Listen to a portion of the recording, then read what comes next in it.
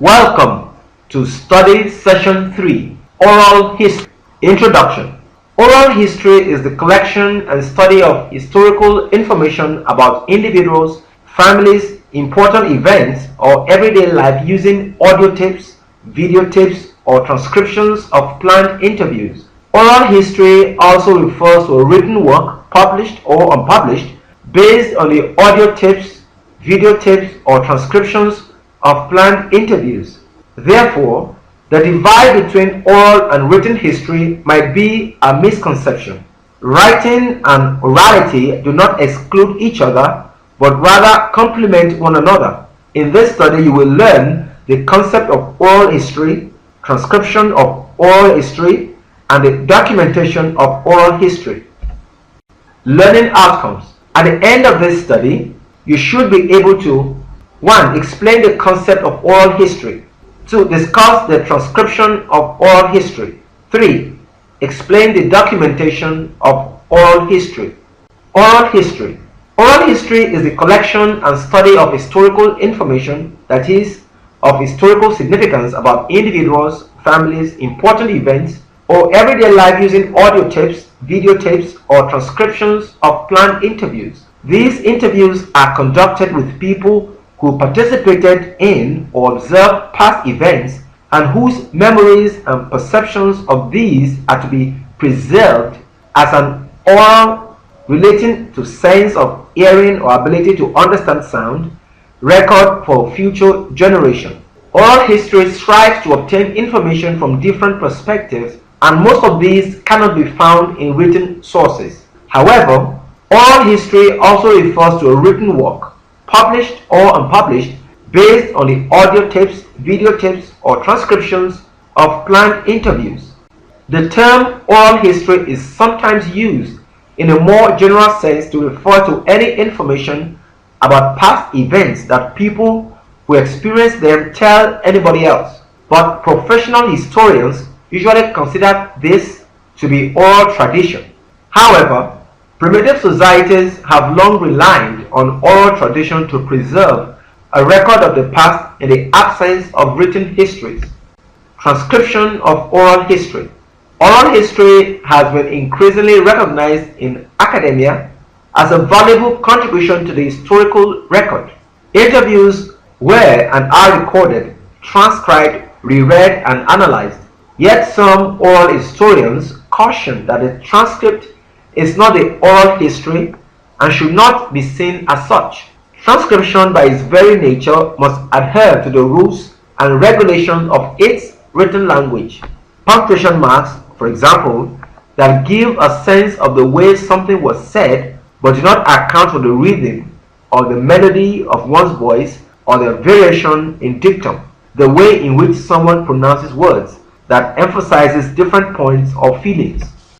Some historians believe that narratives convey some meanings that can only be perceived by listening, not by reading, and that simply reading a transcript flattens the emotional content. In addition, a written document allows no immediate feedback.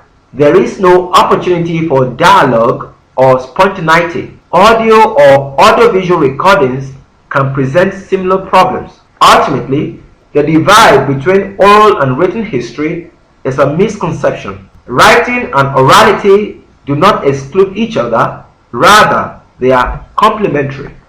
Documentation of oral history. The purpose of oral history is to record the subject's relationship to history. The testimony of participants in a historical event is not history.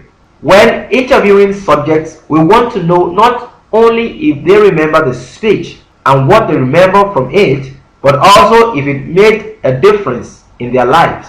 Before the actual interview, the interviewer will need to do a preliminary introduction in which he introduces himself and briefly outlines the project. He should not tell them all the details or his expected outcomes because it could influence responses.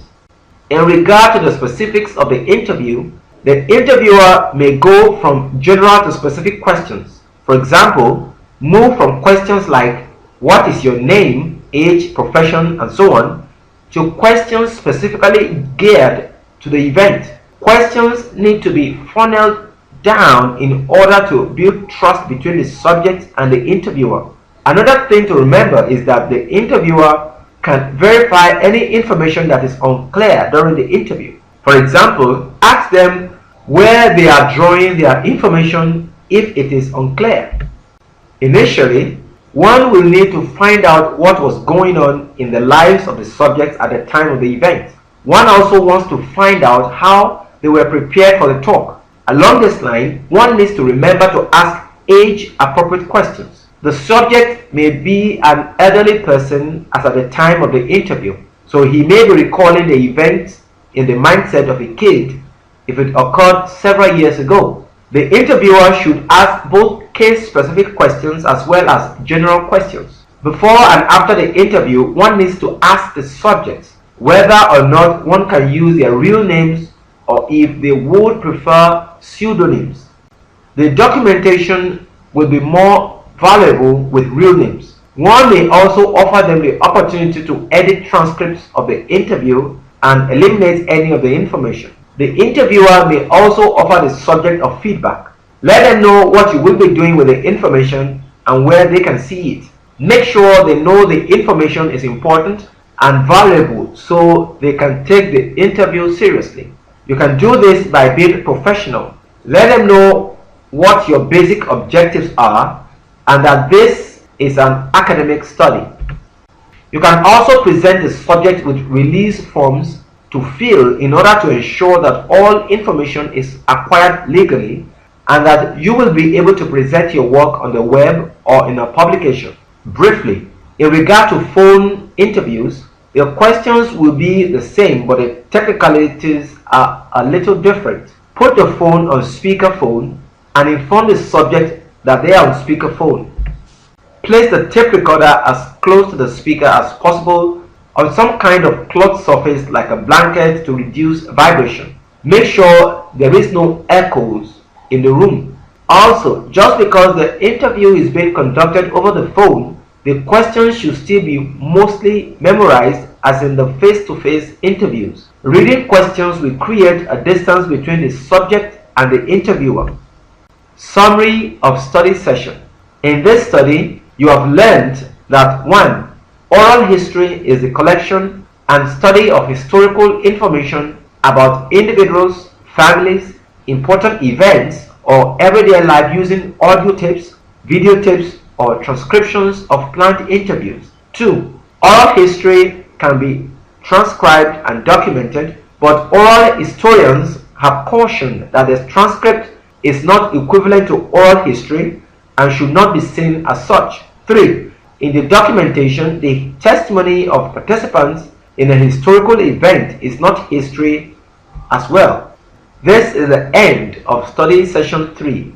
Thank you.